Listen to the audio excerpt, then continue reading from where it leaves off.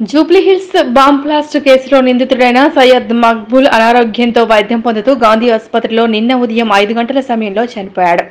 Jubilee Hills bomb blast కేసులో నిందితుడైన సయ్యద్ మక్బూల్ తిహార్ జైల్లో శిక్ష అనుభవిస్తూ ఉండగా గత ఏడాది క్రితం చర్లపల్లి జైలుకు తరలించారు.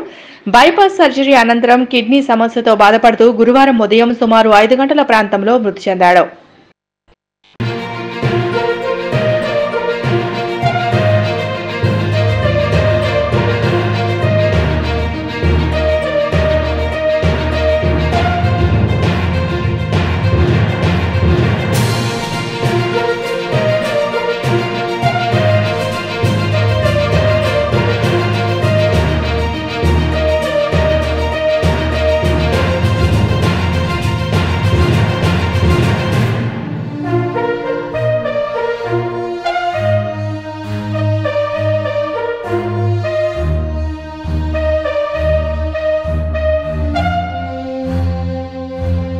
జూబ్లీహిల్స్ బాంబ్ బ్లాస్ట్ కేసులో నిందితుడైన సయ్యద్ మక్బూల్ అనారోగ్యంతో వైద్యం పొందుతూ గాంధీ ఆసుపత్రిలో నిన్న ఉదయం 5 గంటల సమయంలో చనిపోయాడు.